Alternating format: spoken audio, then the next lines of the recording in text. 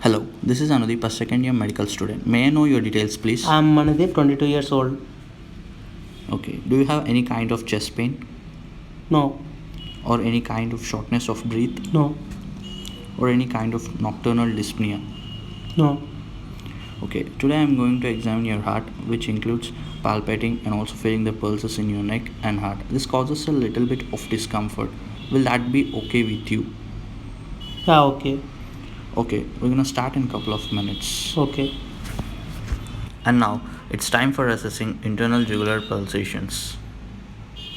Adjust the head of examining table to 30 degrees with patient supine. Place the patient's head on the pillow just to the top of the shoulders to relax sternocleidomastoid muscle. Examine both sides of the neck, then turn patient's head slightly to the left since you're examining from the right side. Focusing on the right side, identify external jugular vein and fine internal jugular pulsations. And now, use a 3/5 card from the meniscus point of pulsation while extending a centimeter ruler vertically from the sternal angle, making a right angle to establish the true vertical as well as horizontal lines. Place your ruler on sternal angle and line it up with a vertical in the room, and then place your rectangular card at an exact line of ruler. This is around 3 centimeters in this patient.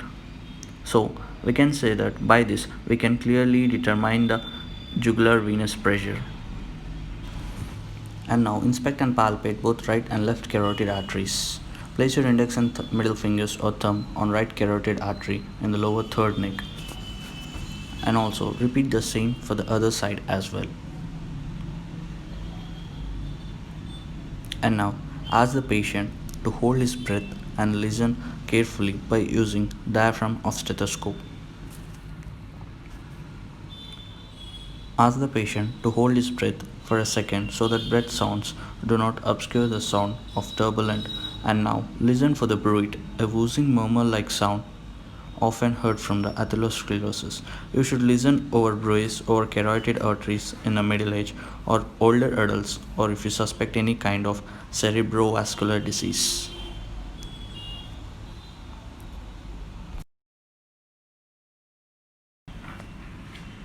And now it's time for examining heart. It includes 3 steps: inspection, palpation, and auscultation.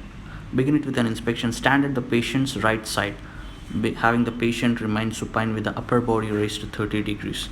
First, inspect the anterior chest. Look for any kind of heaves and thrives. Now proceed with the palpation of chest wall. First, palpate for heaves or thrives using your fingerprints. Hold them flat or obliquely on the body surface as you palpate in right and left second interspaces along with the left sternal border and also in the apical area. And now, check for the thrills by pressing the ball of your hand firmly on the chest on these locations. If you find a subsequent auscultation reveals a loud murmur, go back and check for the thrills in this flat area again. And now using the palmar surfaces of several fingers, then for finer assessment of fingertips followed by one finger after another, palpate to confirm the characteristics of apical impulse. And now if you find any kind of difficulties locating apical impulse, ask the patient to tip or partially roll on to the left lateral side that it is into the left debicutus position and palpate again by using palmar surfaces of several fingers.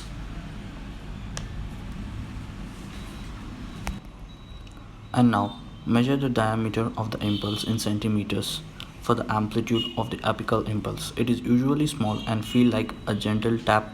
A diffuse apical impulse generally suggests left ventricular dilatation, often found in congestive heart failure. And next, feel for the right ventricular impulse at the lower left sternal border while keeping one finger in the third interspace. Place additional fingertips in fourth and fifth interspaces. And then feel for the right ventricular impulse in the epigastric or subxiphoid area and ask the patient to breathe in. If the patient's chest has increased anterior posterior diameter, palpate for the right ventricular impulse in his epigastric area. And now it's time for the auscultation. Listen through the diaphragm. Begin listening in the aortic area at the right second interspace close to the sternum. Starting in the right second interspace helps you orientate in the cardiac cycle. Identify S1 and S2 in aortic region. Usually S2 is louder than S1. S2 is also usually louder in S1 in the pulmonic area. And now ask the patient to take a deep breath in and out. Try to identify the inspiratory splitting of S2 into two components. And now switch to the bell of the stethoscope. Listen next along the lower left sternal border in the left fourth and fifth interspaces, and then listen also to the apex area for an apical impulse. And now ask the patient to turn into the left position to listen for the S3 and S4 and the murmur of mitral stenosis. Place the patient in the left lateral debicutus position and make low pitch sounds more audible.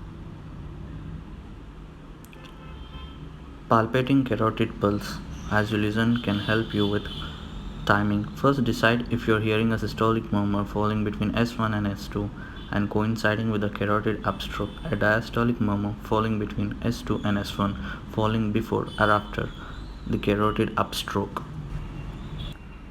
And now to better detect more subtle diastolic murmurs of aortic regurgitation and mitral stenosis, you should use two kinds of maneuvers. In this maneuver, ask the patient to exhale completely and hold his breath out. Using the diaphragm of the stethoscope, listen at left second interspace and also high-pitched soft blowing decrescendo diastolic murmur of aortic regurgitation. Second maneuver helps you detect murmur of mitral stenosis. Have the patient change to the left lateral debicutus position. Auscultating in this position enhances detection of more subtle opening snap and diastolic rumble. So that completes the entire CVS examination and everything is fine. Thank you. Thank you.